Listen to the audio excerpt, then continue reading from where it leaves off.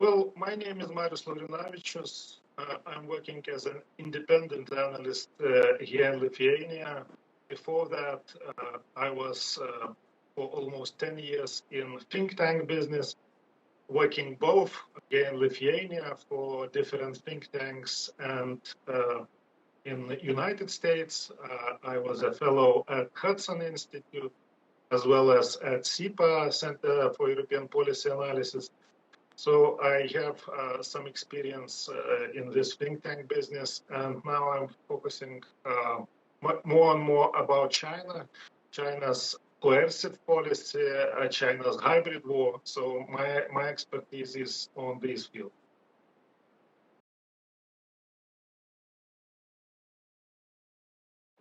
I think, as most of the people all around the world know, Lithuania has been attacked by China. And the reason given for that attack is a Taiwanese office, Vilnius, which was opened last November. But that is the first myth about this attack. This attack is much more about general Chinese coercive policy and so-called coercive diplomacy, and not just about this Taiwanese representative office, not just about our relations with Taiwan, which China wants to cut. It's really so, and it's very important to understand that the problem with China is not just about this one word in the name of Taiwanese office. China, what China does, it's a consecutive policy of China, which has been developed through at least through several years already, is to cut to cut as much as possible of existing ties of different countries with Taiwan, and not to develop any new ties or any new relations with different countries with Taiwan. So when somebody thinks about Lithuania and about Lithuanian opening of Taiwanese office, he or she should think about the other examples which show us that it's not just about the name. And let's say the recent example is about Slovenia.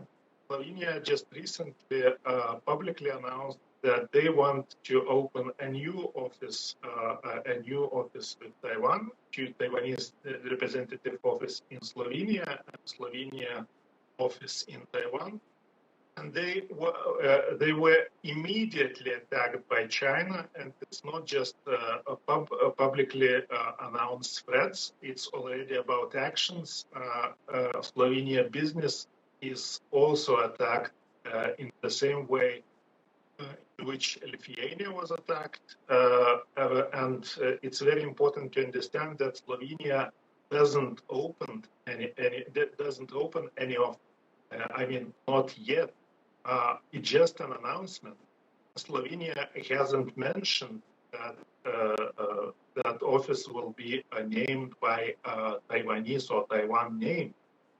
So it's not really about the name. The other example might be about France, when France just opened a new office. It's not even something new for France, because France has a Taiwanese representative office since 1972.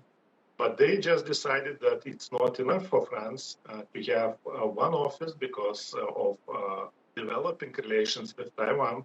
And in 2020, France just decided to open an office in Aix-en-Provence, the city in south, in France. And the reaction of China was exactly the same. These examples and many, many others I can mention. Let's say that last year, Vancouver city in Canada just decided to develop a sister city project with one of the cities in Taiwan. And sister city projects, it's a very normal way to develop non-diplomatic relations with many, many countries. And it's present in all countries all around the world. We also have the sister city project of Vilnius with Taipei. So when it was just announced, the discussions were started in Vancouver, China attacked Canada and Vancouver in the same way they're attacking any country which wants to develop any new relation with Taiwan. So this situation is really, I can give you much more examples like that, which shows to us that this is not just about name. It is claimed all around the world.